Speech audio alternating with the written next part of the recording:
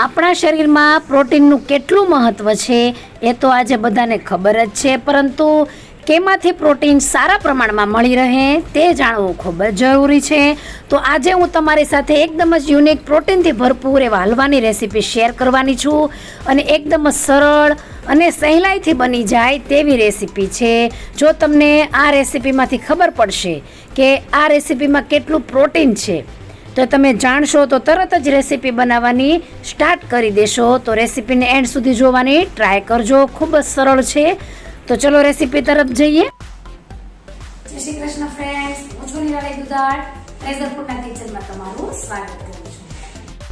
તો સૌપ્રથમ મેં 200 ગ્રામ જેટલા લીલી મગફળીના દાણા લીધા છે. ખૂબ જ સરસ સફેદ અને ગુલાબી રંગના દાણા છે. અત્યારે ચોમાસાની સિઝનમાં લીલી મગફળી પુષ્કળ પ્રમાણમાં મળતી હોય છે. તો આ દાણાને આપણે મિક્સર જારમાં એડ કરીને તેને ગ્રાઇન્ડ કરીશું.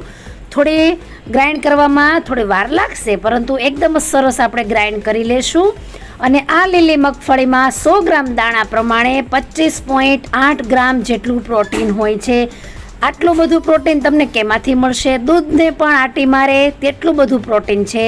તો જરૂરથી લીલી શીંગ ખાવાનો આપણે ખોરાકમાં ઉપયોગ કરવો જ જોઈએ. હવે એક આપણે જાડા તળિયાવાળી કઢાઈ લઈ લઈશું. તેમાં 1/4 કપ જેટલું ઘી ગરમ કરવાનું છે.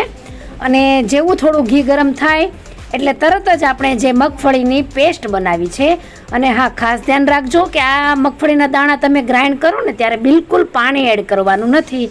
પ્રોસેસમાં થોડી વાર લાગશે તેને ગ્રાઇન્ડ કરવામાં, પરંતુ જરૂરથી ગ્રાઇન્ડ થઈ જાય છે. હવે એકદમ જ ગેસની ફ્લેમ સ્લો કરીશું અને 4 થી 5 મિનિટ માટે આ કાચી મગફળીનો ટેસ્ટ કાચો થોડો દૂર થઈ જાય તે માટે તેને શેકવાનો છે. ખૂબ જ સરસ આ રેસીપી છે. જો જેમના ઘરમાં ઠાકોરજી બિરાજતા હોય તેઓ દૂધઘરની સામગ્રીમાં પણ આપણે આ હલવાને ઠાકોરજીને ભોગ ધરાવી શકીએ છીએ.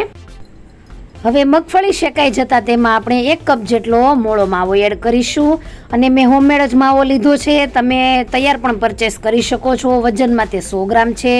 હવે મેં 100 ગ્રામ જેટલી ખાંડ એડ કરી છે. અહીં તમે ગોળ પણ એડ કરી શકો છો, તો અડધા કપ જેટલો ગોળ એડ કરશો તો તે પરફેક્ટ રહેશે. હવે બધું સારી રીતે મિક્સ કરીને ખાંડ મેલ્ટ થઈ જાય અને આપણું ઘી છૂટું પડે માવામાંથી ત્યાં સુધી તેને કૂક કરવાનું છે. ઓમેગા 6 થી ભરપૂર લીલી મગફળી શરીરમાં નવી પેશીઓના નવનિર્માણ માટે, વડીલો, બાળકો, જે મહિલાઓ ગર્ભવતી છે તેમનામાં પણ પ્રોટીનની ઉણપને સારી રીતે પૂરી કરે છે. હવે તમે જોઈ શકો છો કે ઘી સારી રીતે છૂટું પડી ગયું છે, ખાંડ પણ મેલ્ટ થઈ ગઈ છે. તો હવે આ સમયે આપણે 1/4 ટીસ્પૂન જેટલો ઇલાયચી પાવડર એડ કરીશું, જેનાથી ટેસ્ટ ખૂબ જ સરસ આવશે. હવે સારી રીતે ફ્લેવર આવે સાથે ટેસ્ટ પણ આવે તે માટે મેં 3 ચમચી ગરમ દૂધમાં થોડા કેસરના તાતણા પલાળી રાખ્યા હતા, તે એડ કરી દેશું અને તેને પણ સારી રીતે મિક્સ કરી દેશું. તો તમે વાળ ખરે છે તો લીલી મગફળીનું અવશ્ય સેવન કરજો. તેને શેકીને પણ તમે ખાઈ શકો છો, તેનું સલાડ બનાવી શકો છો, તેનો આ રીતે હલવો પણ બનાવી શકો છો. અને થોડી વાર માટે વધારે રોસ્ટ કરશો તો તેનો તમે મગફળી પાક પણ બનાવી શકો છો. તો આજે તમને ખબર પડી હશે કે 1 લીટર દૂધ પ્રમાણે 100 ગ્રામ લીલી મગફળીમાં 25 ગ્રામ જેટલું પ્રોટીન રહેલું હોય છે. તો હવે બધું જ ભેગું થઈ જાય અને એકદમ સરસ માવો બની જાય ત્યારે મિશ્રણમાં આપણે થોડા ડ્રાયફ્રૂટ એડ કરીશું. તો બદામની કતરણ, પિસ્તાની કતરણ અને 1 ચમચી જેટલી પીળી દ્રાક્ષ બધું જ એડ કરીને સારી રીતે મિક્સ કરી દેશું. જો તમારી પાસે માવો ન હોય તો તમે અડધા કપ જેટલો દૂધનો પાવડર પણ વાપરી શકો છો. તો એકદમ જ સરળતાથી આ લીલી મગફળીનો હલવો એકદમ જ ફટાફટ બની જાય છે. અને જો આટલું બધું હું તો કહું પ્રોટીન મળતું હોય ને તો જરૂરથી શરીરના હેલ્થ માટે અને આપણા જ બેનિફિટ માટે હોય તો કેમ ન ખવાય. તો જરૂરથી તમે આ હલવાની એકવાર જરૂરથી ટ્રાય કરજો. તમારા ઘરના બધા જ સભ્યોની હેલ્થને સાચવજો.